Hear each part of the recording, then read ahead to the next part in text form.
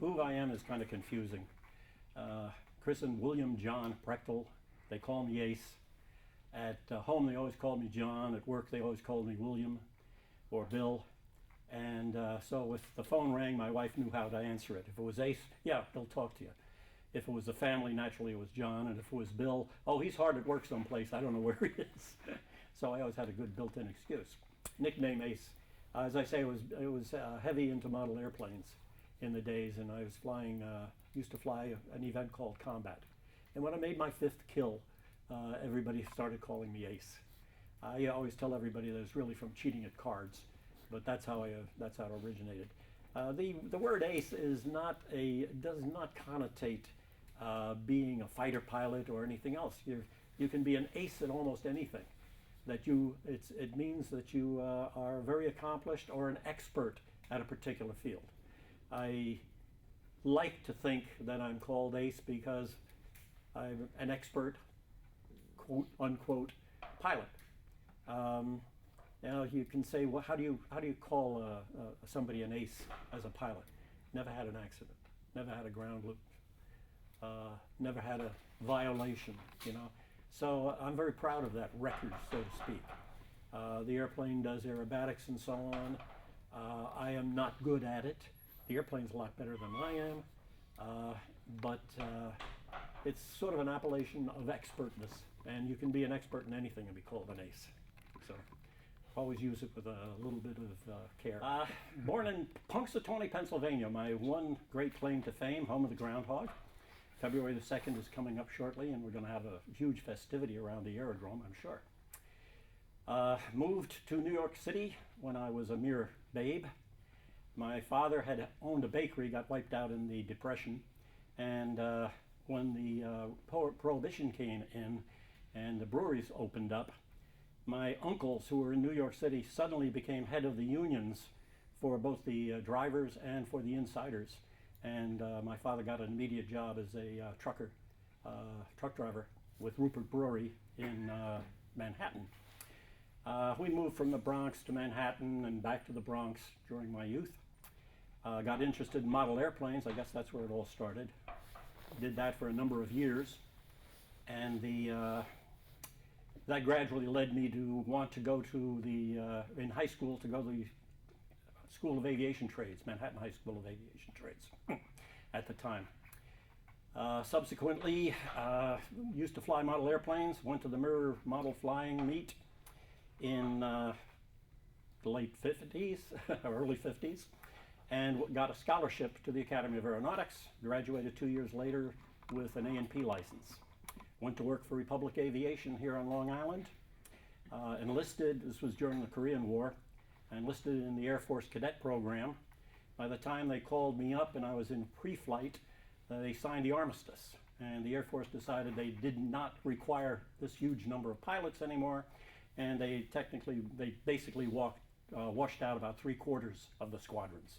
And since I had an A&P license, I was reassigned to Nellis Air Force Base, where because of my license, I got to work on all the nut jobs. Everybody was working on F-84s, F-86s, and I had basically the observation aircraft, the DC-3s, even speedboats that were being run out on Lake Mead. Anytime they needed somebody who had a broad background, I got involved in it. So it was a relatively good 2 years that I served at Nellis. Got out, returned to Republic, worked on the 105 that was just going into the A-10. Prior to that, they were working on the 103 experimental, which was a disaster, got eliminated. And they had their big layoffs in around 1958 or so. Went back to college at Delphi, picked up a Bachelor of Arts in Mathematics with a minor in Physics, and went to work for IBM. 30 years later, here I am, retired. Was very interesting in IBM. I worked at a number of different things at Grumman on the space shuttle, on the lunar module, a lot of the nutty programs with the electronics. I was in the computer department, and my responsibility was to connect all of the analog computers that were doing the simulation to the digital computers, which were doing the analysis and the orbital calculations. I guess I got involved here at Bayport soon after I got married around 1964-ish, and I had a choice of either buying a sports car and getting involved with the SCCA or trying to get lessons and learn to be a pilot. My wife voted for the pilot, saying it was more under my control than a racetrack was. Got my license right here at Bayport, flew Arankas and an Aranka, and a Piper Pacer we had. I didn't get much time in that, and a Piper Colt. Got my license out of Zons Airport and have been flying here ever since. Prior to that, I was involved with the Antique Airplane Club right here at Bayport, and that is where the beginning of the Aerodrome Society was created in the mid-70s, I guess. The airport was up for sale. A realty outfit was ready to buy it. The Aerodrome Society was formed with the charter members kicking in some money to hire the lawyers. We had 100 charter members to hire the lawyers to fight the situation, and ultimately we succeeded in saving the airport. It was purchased, I don't know the exact details, 90% of it came from the Department of Transportation, something like 7% of it came from the state, and I think 3% came from the county.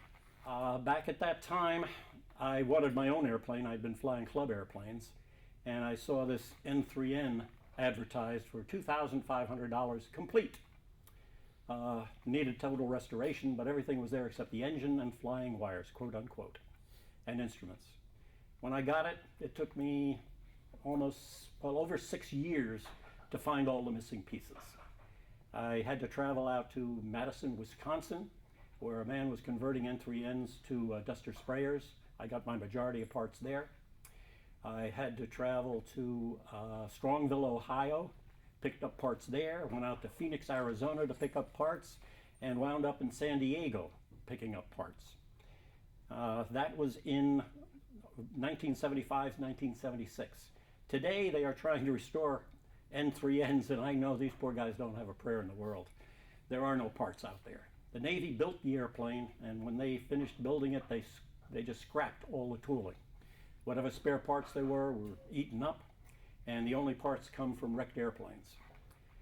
In Phoenix, I was out in a field, the wreckage field, and it was a privacy fenced area without a breath of air moving in the place. Temperature was between 115 and 117 degrees. The metal was so hot you couldn't touch it. I had to use rags and tools to take out the nuts and bolts to remove the little pieces that I needed. But that's where I got the final important parts for the airplane, the support for the rudder. The Navy made a lot of castings and forgings, and that was it, and those broke or they were gone. There are no more. So people have got to make up a lot of hardware when they're trying to restore an airplane today. Also, 90% of them at least were made into duster sprayers. Some were tow planes for banners, but the duster sprayers chopped up the front seat, threw away the controls, the instrument panels, moved the fuel tank, changed the oil tank, moved the engine, put in bigger engines, changed the wheels, and by the time they were done, I saw one of these things, and I said, oh, what a big airplane, I wonder what it is, and I owned one. I did not recognize it. That's how radically changed it was. The N3N, as I say, took 13 years to restore. It was originally built by the Navy. They only built 998 of them, as far as I know. And there's less than 70, it was about 70 on the registry the last time I looked, of which maybe 40 are flying, and I don't believe 20 of them are totally restored like this one. With the original engine, the original wheels, the original wingtips, everything on this airplane is original, including, I think, all of the instruments. I even managed to pick up a compass with the Navy markings on it that was still in the box, brand new. Everything on the airplane was rebuilt by 1983. The nice thing about the airplane is that almost every surface, every movable surface, almost every connection on the airplane has either a ball bearing, a roller bearing, or a steel insert, so that if anything wears, you knock it out, put in a new one, you got a brand new airplane. That was done in 1983. Everything was replaced. Since then, I've had to change the engine. I wore out the one. I actually lost it out here over the bay. It swallowed a valve. Nice thing about these round engines is they continue to run almost indefinitely. During World War II, the instructions were if you had a radial engine and you got cylinder shot off, you lost all your oil pressure, just push the throttle wide open, what they called war emergency, and the engine would continue to run for 5 to 7 minutes. It would get so hot that the bearings would liquefy, and they had a silver content, and this would continue to keep lubricating the engine so that the pilots could either escape from what condition they were in or get someplace that they could bail out. So I've lost that engine one time. I lost all my oil twice. The airplane was designed from around 1935. The first ones, I believe, were produced in 38, and they continued to produce them right up until beginning of 42. When World War II started in December of 7th, 41, this airplane is all aluminum construction except for the fabric.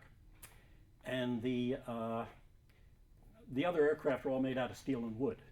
This was made out of surplus aluminum from the dirigible program, which was given up when the Macon went down in 1934, I believe it was. The Navy said no more lighter than air, and they had enough. People don't really understand. The Navy built the gondolas and a lot of the structural members of the dirigibles, and then they shipped them to Goodyear, I guess it was out in Ohio, for final assembly and installation of the gas bags. So when they were done, the Navy had enough aluminum, I'm told, to build 2 additional dirigibles, and that's a lot of aluminum. So the Navy factory was told to design a trainer made out of surplus materials. They had some 200 surplus engines. They had all of this aluminum, and they designed the N3N. The interesting thing about it, you could buy a Stearman in those days for about, I think it was like $7,000, $7,500. And the Congress wondered where the Navy was spending all the money, and they said, how much does that airplane cost? And they said, well, it cost them $8,900 to produce. They said, well, you spent a lot more money than that. How do you explain it? And they investigated. And they found out, well, the aluminum was free, and aluminum was very, very expensive. The engine was free. It was built in a Navy factory, so there's no depreciation on equipment or anything. And I believe they had some seamen working there at $26 a month doing some of the construction, learning to be mechanics. When they were done, they said that this airplane in 1938 cost the Navy $25,000 to produce. Now, it's a remarkable airplane. If you ever look at them closely, you'll see, as I said, every control is thoroughly balanced. Everything's got a roller bearing, a ball bearing to support it. The Wright engine, which they used, was the most expensive engine of its time. Byrd insisted on Wright engines when he went to the Antarctic. Lindbergh insisted on a Wright engine when he flew to Paris. And I believe the Wright engine was only leased. I'm not sure whether they had bought it or leased it, because it cost more than the Spirit of St. Louis. But for reliability and operation, you can't beat a round engine. I guess back in the 60s when I was working for IBM, I was at Airborne Instrument Labs briefly, and they had a flying club, which they subsequently called the Laboratory Flying Club, and I managed to join that club, which was based right here at Bayport. We were here for a number of years until after I got my license. They moved to Republic briefly. They were out at MacArthur briefly. I guess the club finally folded when it was at Republic later, due to the fact that we got too many people in the club who were not there just to enjoy flying as a sport. They wanted full instrumentation, they wanted dual radios, they wanted to be able to fly at night. You couldn't fly at night out of Bayport because there's no lights and no conditions you can do it at. Although back in the 60s they did, on a clear night, they used to call it with a full moon, a bomber's moon, we could go out, fly around and land. And it was all woods at that time. There was very few houses in this neighborhood. Nobody bothered you. But on a real moonlit night, you could see the field just clear as day. It was just beautiful. Can't do that anymore. Too much street lights, too many houses in the area, so we're forbidden to fly after sunset. We had a number of aircraft here. As I say, I restored this, finished it in 1983. Then it was a nice airplane. I had this whole hangar, and I managed to pick up a Blanca Senior and Cruise Air Senior, and it was in sorry state. It needed restoration. So I brought it in here, and I had a group of guys that started working on the airplane to assist me. Some of them came from the Cradle of Aviation out at Roosevelt Field. And they said they were tired of working on static displays. They wanted to work on something that actually flew. So I said, be my guest. So we used to meet here every Wednesday evening. I would provide them with pizza and soda, sometimes beer. And we would generally work until about 10, 11 o'clock at night, and gradually restored the Blanca completely. And it was really a beautiful airplane. But at times came where I couldn't afford to fly them both, and I'd much rather keep the N3N than the Blanca, so I had to sell the Blanca. Since then, I've been building a home built. It's in the other hangar. It's a little, what they call an EAA biplane, but I've fancied it up with a machine gun and some insignias for the Royal Bulgarian Flying Corps, and it's coming along very nicely. It should be flying this year. Just finished the L2 over here. The L2 I've been working on, I guess, for 3 years. The project was about 4 years old. I started working on it 3 years ago, and we just flew it for the first time in December, just about a little over a month ago was its first flight. So it's only got 2.5 hours on it right now, but it seems to be flying very nicely, and we're very happy with it. I'm partners with Gene Levy on that airplane, and we should have a pretty good time with it, going to some of these various fly-ins that the military fly-ins that we go to, which is one nice way to spend a weekend. When I first came to Bayport, started taking flying lessons out of here, there were originally 2 runways. They were only separated by maybe 25, I certainly wasn't a full 30 degrees. But there were hangars down at the south end, right between the 2 runways. They joined together at the north end. The Antique Airplane Club was very active at that time, and they used to meet in one of the hangars, and that's how I got involved with it through another of my friends who was one of the older members. And it was very, very friendly. I mean, it was, there's nothing like it. It was a social club of friends, that's all I can say. They all enjoyed flying. Anybody could get a ride anytime they wanted to. They had the formal meetings once a month. We always had some kind of picnics going on. We used to entertain the Thunderbirds from the Air Force used to come out here when they were in town. And the Thunderbirds themselves, the pilots, they're treated like royalty. This goes without saying. They have an entourage of 2 busloads of personnel which support them. And the Thunderbirds go to the mayors and go to see all of the big wigs at the big hotels, and the poor guys sitting around playing cards with nothing to do. So we had them out, and we'd treat them to a big picnic fly-in. And I remember one of the Thunderbirds, they came out, all of the crews came out. They usually have about 2 busloads. We'd entertain them, provide them with food and drink, etc., and give them airplane rides. And I'll never forget that the lead pilot of the Thunderbird said the one thing he wanted was to fly in a Piper Cup. He had never been in a Piper Cup. So he got his ride in the Piper Cup. Well, when the Aerodrome Society was formed, it was formed primarily by a lot of members from the Antique Airplane Club. And it was formed because we needed to raise money to prevent the airport from being sold to a realty outfit. George Edwards, who owned the airport, retired, and he has moved to Florida, and he wanted to get rid of the airport. And the realtors were just clamoring all over this place. They're going to put in 300 houses. All the traffic would be out onto Montauk Highway. They'd have to change the schools, put in sanitation and everything else. It was a horror, and the town didn't want it, but nobody could afford to buy the airport. Well, we managed to get a lawyer who found a lot of little things, like the charter said that the town will always have an airport, and unless they wanted to change the charter and amend that, they had to have an airport.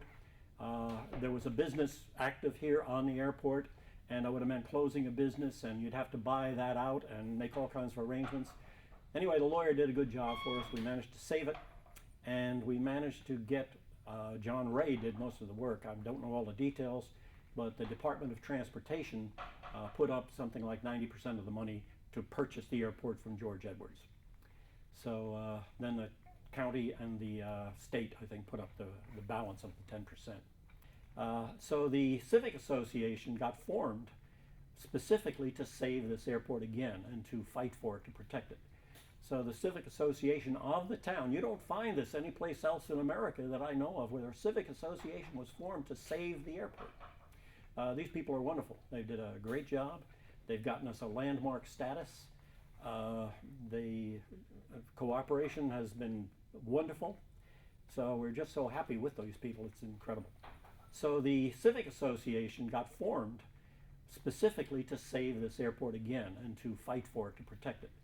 So the Civic Association of the town, you don't find this anyplace else in America that I know of where a Civic Association was formed to save the airport. These people are wonderful. They did a great job. They've gotten us a landmark status. The cooperation has been wonderful. So we're just so happy with those people. It's incredible. And I don't know how long we could be able to save the airport if it wasn't for this kind of active protection that's going on all the time. We have wine and cheese every Wednesday night. It's funny because I started the Wednesday night thing to rebuild the Belanca. When I was done, the group said, hey, what are we going to do? Let's buy an airplane. And 7 of them created a club called the 7-Ups, bought a Piper Pacer, and they restored it in one of the other hangars. So that took a couple of years to keep that going. And as a result, gradually people started accumulating and staying here on Wednesday nights and having pizza, and ultimately wine and cheese is now the formal Wednesday night group. And you'll get, we've had as many as close to 30 people here, more than at the normal meetings, that come in for the wine and cheese and the camaraderie on Wednesday nights. As a group, I don't know of a safer bunch of pilots that I would trust around me than these guys. Bayport is rather unique. Because of the proximity to Long Island MacArthur, we've always had to have a pattern which always lay on one side of the runway. Whether you're taking off or landing, you always are on one side. Initially, we were always to the east. And if you took off to the north towards MacArthur and you started climbing to the east, making a right-hand turn on the takeoff in those days, and you turned onto the downwind leg, you could look straight in the eyes of the approaching airliners coming in to land on the runway at MacArthur. Well, I guess one day one guy climbed too high and an airliner came too low, and they said, this has got to cease. So they moved us to the other side of the field. Now we land on the west side of the field. The runways were put in some time back when the airport was improved because we no longer could have the 2 runways I spoke of before. There was not adequate clearance for the buildings which we're now taking on. They didn't allow those hangars to stay in the middle. We used to have a control tower, which was just really for the windsock, basically. It was an old fire watch tower, but it was a beautiful tower. We miss it. And it was right between the 2 runways. And they said that was too dangerous, get rid of the tower. And then they wound up giving us a beautiful runway right down the middle that was really dug out and drainage put in, and then they installed sprinklers for us. It's always done, piecemeal, a little bit at a time as the money was made available, and it's just an idyllic airport. When we built these hangars, and we laid them out and we had the property, I have in front of my hangar a whole string of little trees, and they're nice little woodlands. Originally they were going to bulldoze them and clear them all out so that it would all be, the airplanes could go straight out to the runway rather than go around the trees. And I lay my body in front of the bulldozer. I said, don't do it. I love these little woods. We have picnics under them. You have shade in the summer. a nice place to sit. People can sit out there and watch the airplanes take off and land. So I had to protect it with my life, but we have it, and it's again a beautiful. We are very anti-jet at this airport. I don't think you'll ever find one on a 2,000-foot runway anyway. So hopefully the place will be here long after I'm gone.